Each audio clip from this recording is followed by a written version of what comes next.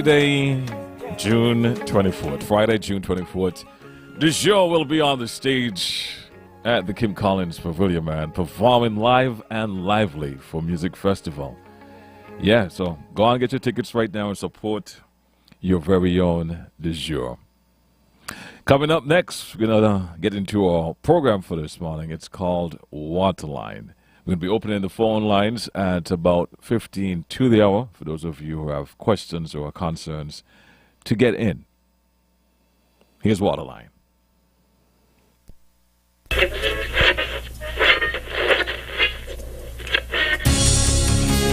In case you don't know us, you're just twisting that dial away and managed to bump into us. This is ZIZ Radio from Adam St. Kitts.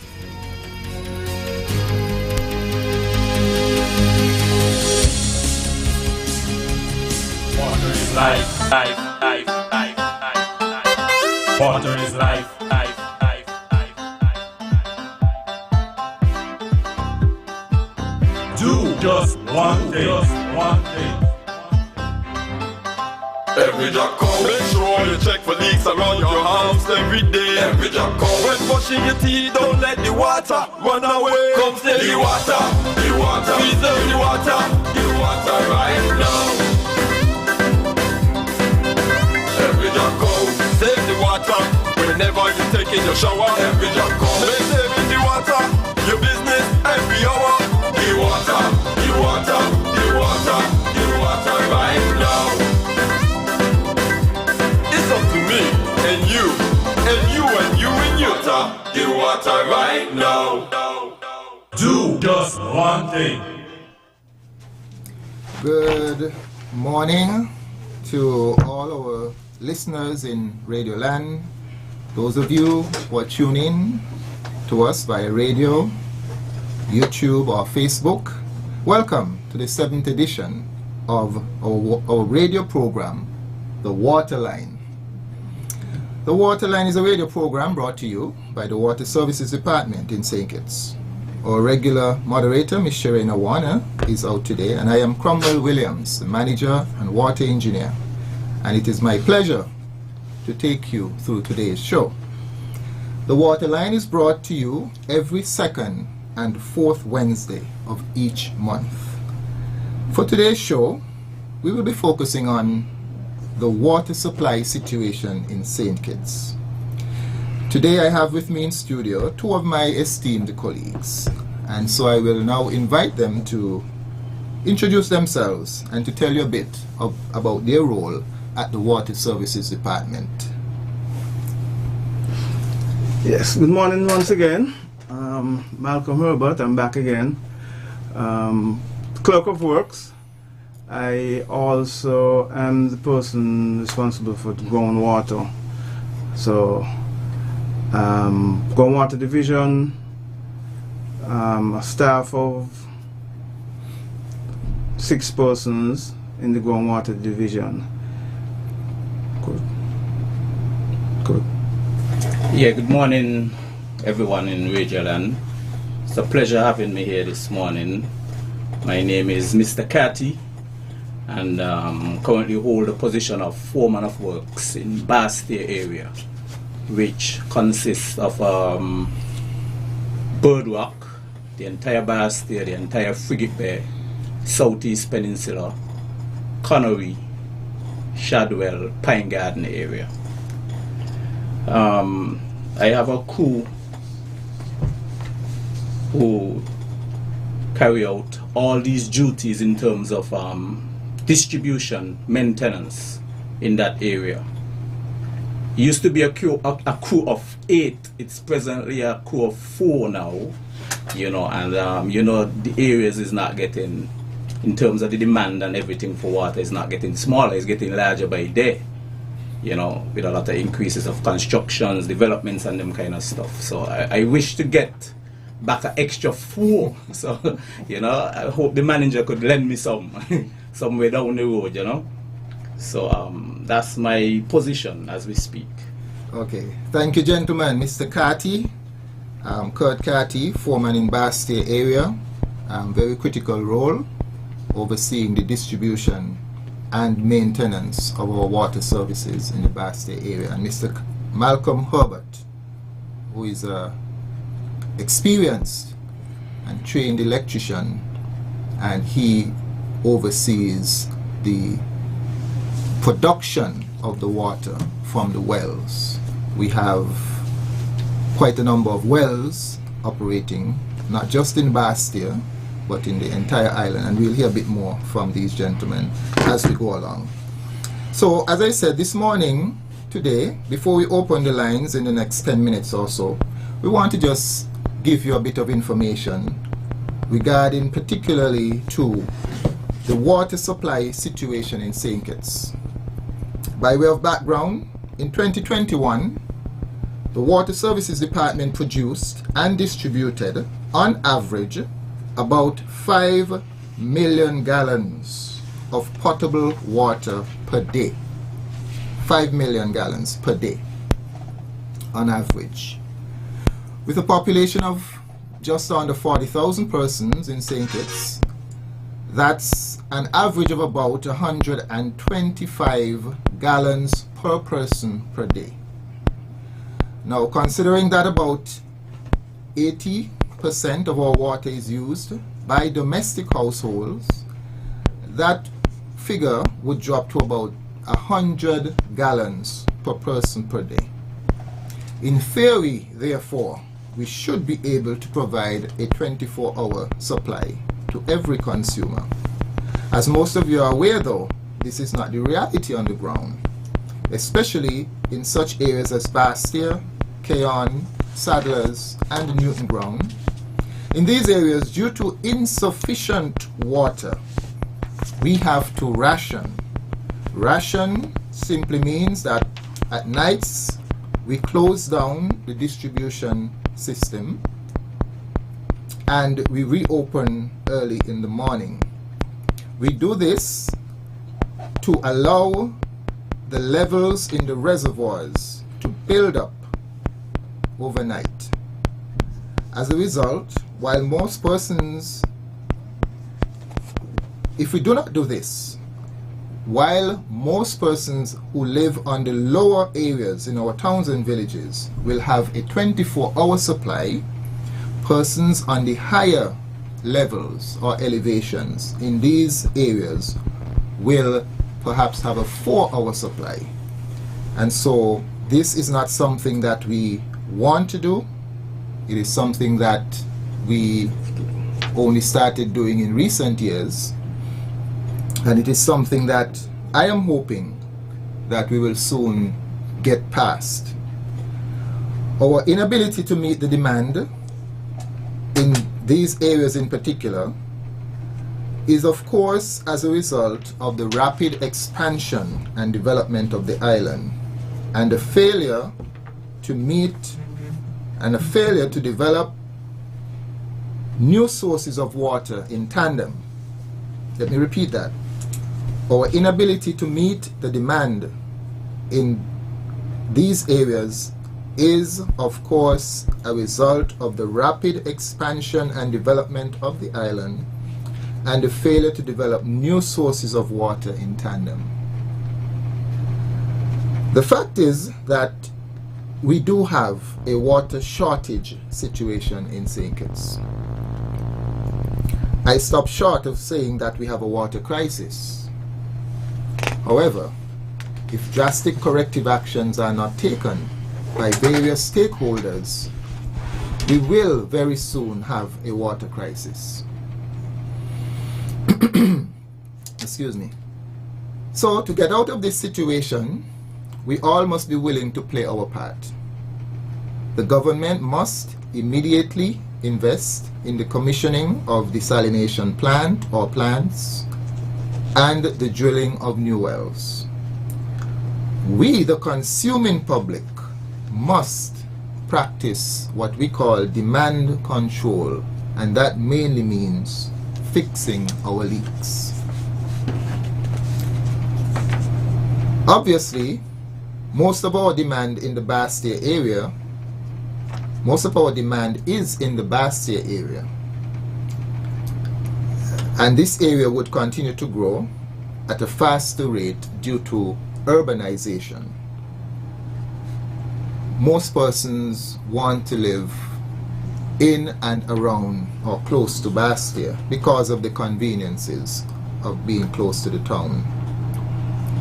So currently we are putting an unsustainable pressure on the Bastia Valley Aquifer. We are taking out more water, or we are taking out water faster than it is being replenished. This would damage the resource for future generations. I'm going to repeat that. Currently, we are putting an unsustainable pressure on the Bastia Valley Aquifer. We are taking out water faster than it is being replenished. It is being replenished by rainfall, of course. This would damage the resource for future generations. We are not yet able to verify whether we are receiving less rainfall due to climate change, but all predictions are that this is part of the future scenario, that there will be reduced rainfall. It will take years and tens of millions of dollars to develop additional water sources, whether it is from desalination or drilling new wells. In the meantime, we all have to tighten our belts. We have to conserve how we use water in St. Kitts. We have to change our behavior with regards to water. It cannot be business as usual. We are advising persons to start storing water. Start getting your containers, because the rationing that we are currently doing for a period of time until we can get new wells and or desalination plants, the rationing that we're doing, the closing down to allow the system to build up, to allow the reservoirs to build up, that is going to get worse. The period of interruption of supply will be longer. So, I reiterate, what we see happening in terms of rationing over the next 12 months depends on, one, how soon we can start drilling and moving towards construction of a desalination plant for Bastia especially, and two, it depends on us, the customers and consumers of water, how serious we take the issue of addressing the leaks that we have.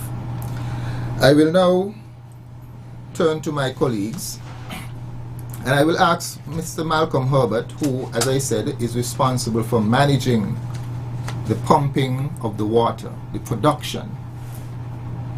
Mr. Herbert, tell the public, the water consumers, in a brief way, how many wells we have in Bastia that are pumping water from the Bastia aquifer, and what will happen, what is the scenario currently, what will happen if we continue to run those wells 24/7 as we are doing. Okay, at present we have 12 wells on the Bastia aquifer. 10 of them are active. We have 2 of them that we basically cannot use because of a number of different reasons. But we have 10 of them that are active, which the safe yield, the safe amount of water that we are allowed to take out of that aquifer per day is 2.5 million gallons. And at present we are right on that ballpark. If we continue in the trend that we were on, to be running the wells 24/7, we will overrun that 2.5 million gallons. It might sound simple, but to overrun that could have a long-term effect on the aquifer itself. It simply means we have beneath the earth's surface, we have fresh water and salt water, seawater. The fresh water is on top of the seawater. So if we continue to take out more of that fresh water without getting enough rainfall to replenish that, we will reach into the area of salt water and what we call saltwater intrusion. If that happens, sadly, it will take years before we could start to do anything with those wells again. So, like I said, we have 2.5 million gallons per day safe yield, and we are right on that threshold. In order to reduce or prevent us from damaging the wells, we have to do some rationing, which means we have to shut down a lot of the wells. We normally used to do it just at night, but we're gonna have to move into doing it even during the daytime in order to protect the well field. Is there any scientific or engineering observance that we have seen recently that has indicated that we need to take this drastic action, so to speak? As recently as 2 weeks ago, we have some basic engineering tests that we normally does, which is do a measurement of what we call the static water level in each well. That's basically we put what we call a probe, a instrument on a cable down into the wells, and it will tell you how far down from the top of the earth's surface is the top of the water table that we are pumping from. When these wells were developed, they gave us the total history of the wells, letting us know how far down we can go, how often. And like I said, about 2 weeks ago when we did those tests, it is showing that we are taking out in some areas more than a meter of water off of that amount of water that we have to pump off. Okay, thank you, Mr. Herbert. I will switch to the lines are open if you want to call, if anyone wants to call in. Mr. Cathy, so Mr. Herbert's job is to get the water out of the ground. Okay, we have a call, so we'll take caller, you're live on the water line. Good morning. Good morning, Mr. Waterman. Good morning. Now, I have something to say.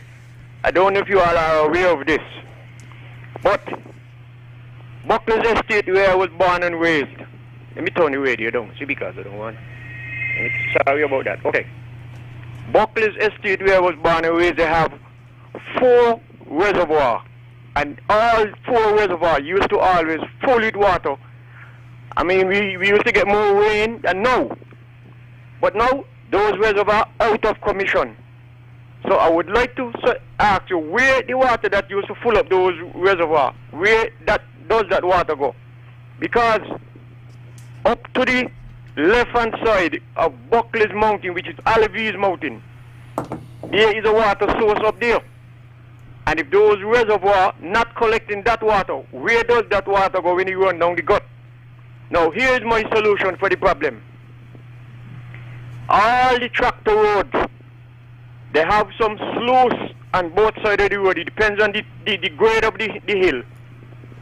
Some little round sluice that would collect the water off the road, the dirt road, and so therefore the road would not be washed out.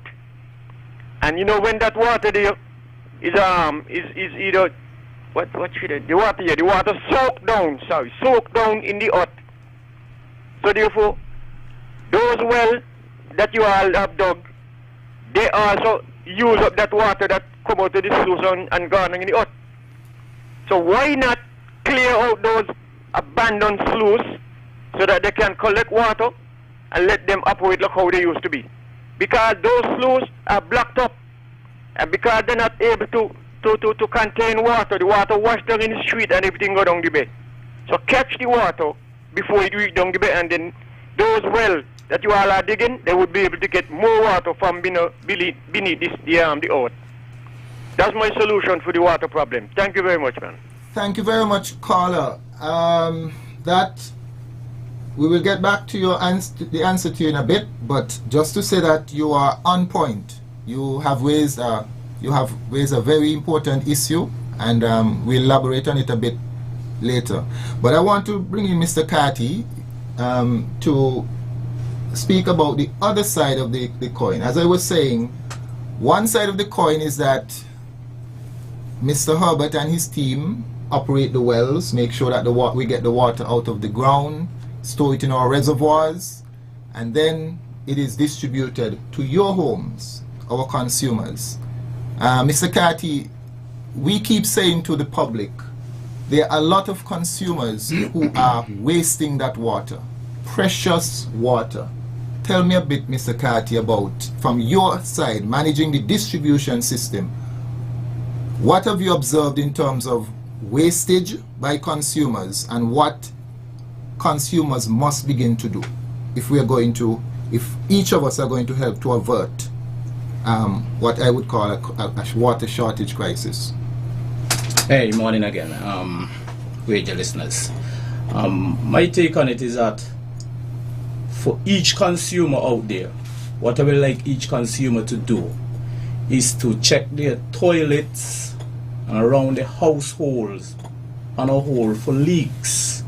And this is something you have to do, almost daily, because something could happen tonight while you're asleep.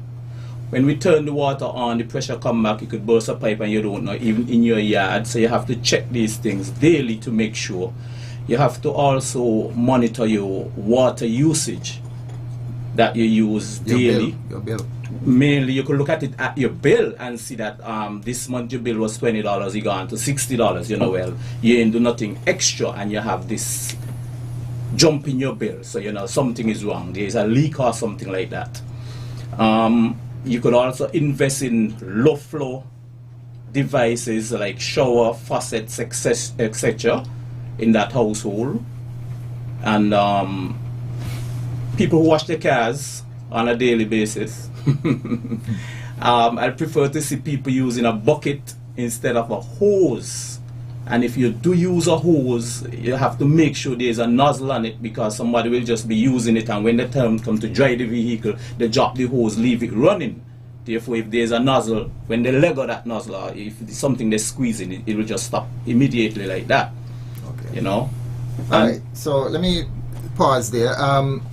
The issue though is there are hundreds of, we have a caller. Caller, good morning. You're welcome to the water line.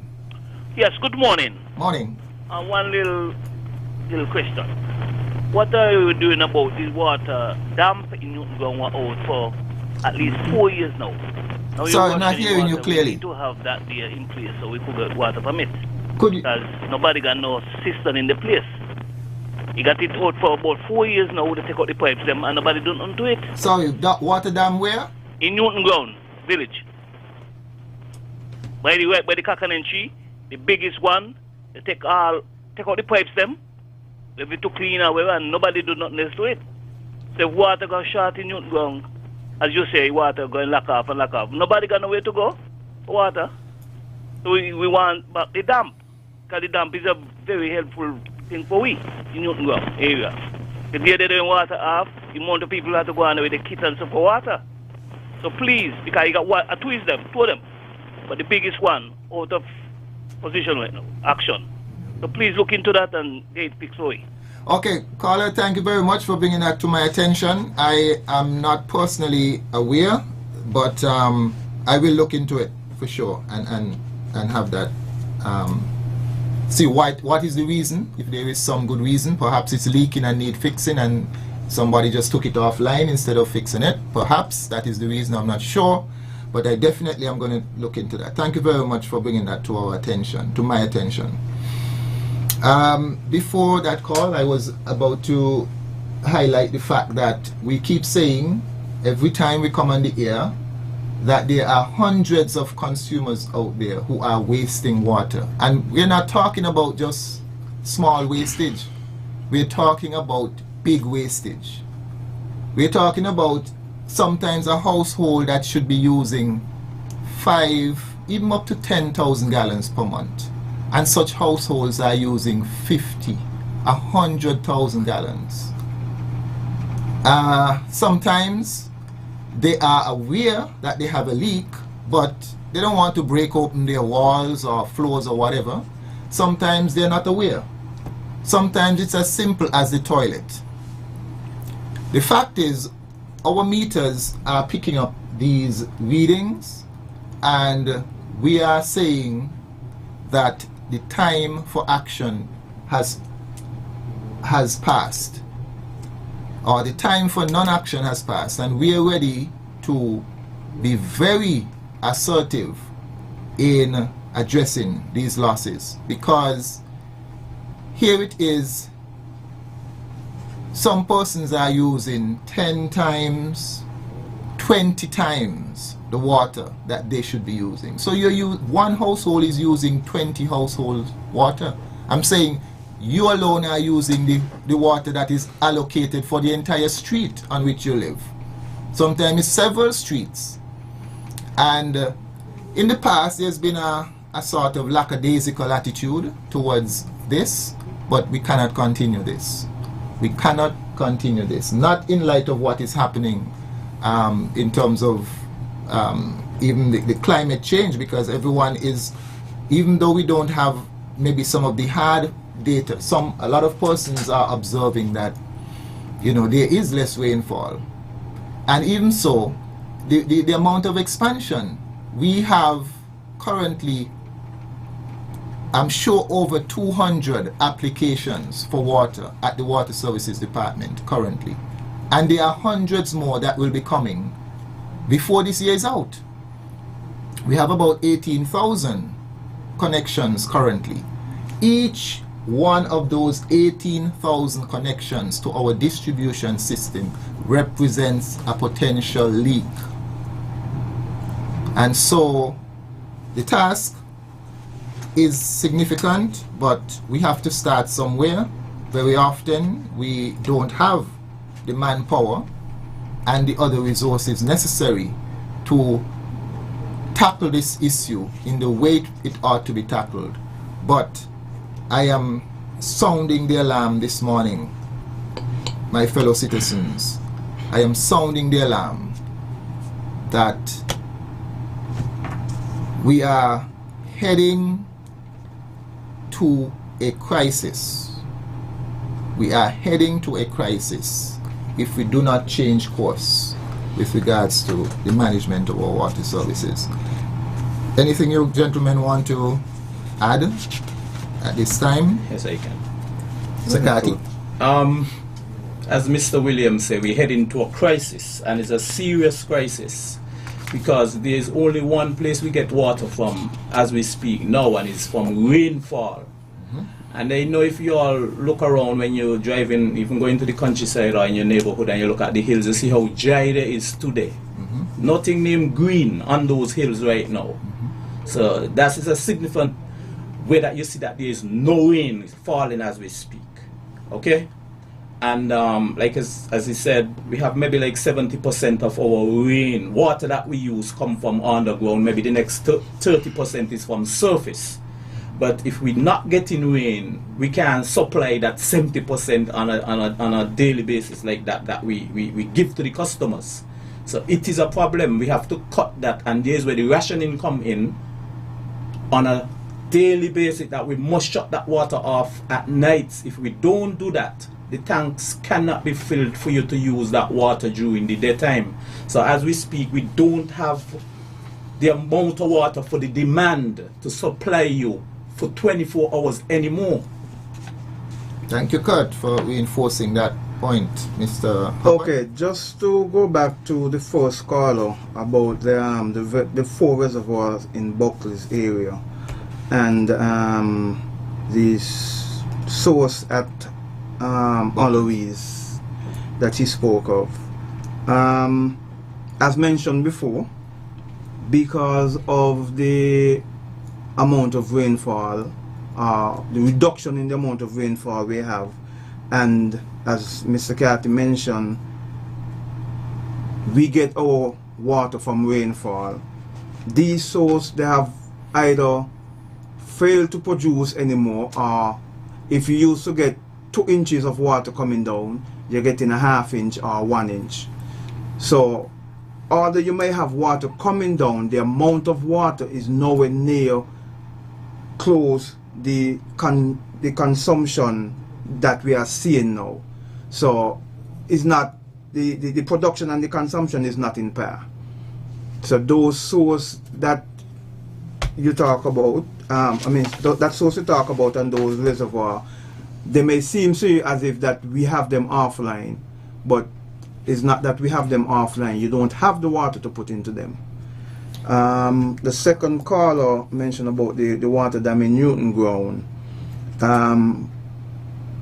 One of the things that I need to put across for folks to understand is that the water dams are there, yes, for in case of emergency, after hurricane or that, but you also have to be the police for those dams, because of amount of time we go around and we see either the hose cap that we put on it break off and the water just there running, or somebody just there with a big truck filling up to go do other things with. So yes, we're gonna look into it, but I'm pleading with the public to help us, to help you. Whenever you see people taking advantage, misusing these things, that you have a talk with them and let them know that they are penalizing you, so to speak.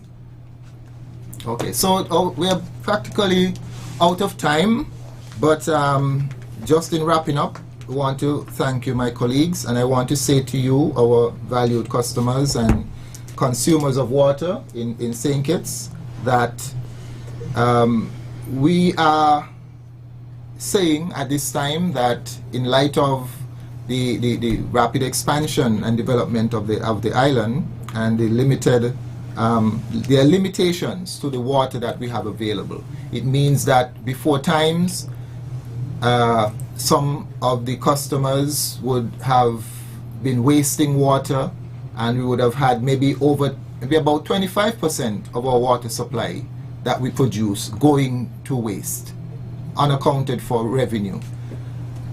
Times have changed, and so we cannot continue along that path. We are therefore going to channel a lot more of our resources, our time, money, staff, into trying to curtail and cut out that wastage. And so we look forward to the full cooperation of the public. The plumbers in St. Kitts are going to be busy over the coming months, because we are going to be knocking on your door. We are going to give you a notice to inform you you have a leak or you're wasting water from what we are seeing, and if you don't address this in a short time, we will disconnect you from our system, because the law gives us that authority. Wherever someone is wasting water, we have the authority to disconnect them from the system. So we want to thank you for joining us today on the water line. We look forward to seeing you in 2 weeks' time. You remember, you can also reach us at our numbers. You can contact the department at 467-1005 or 467-1447. You can email us at water.services@gov.kn. We thank you again for joining us, and we look forward to seeing you in 2 weeks. Water is life, life, life, life, life, life. Water is life, life, life, life, life. Do just one thing, Every jack come, make sure you check for leaks around your house every day. Every jack come, when brushing your teeth, don't let the water run away. Come steady water, the water.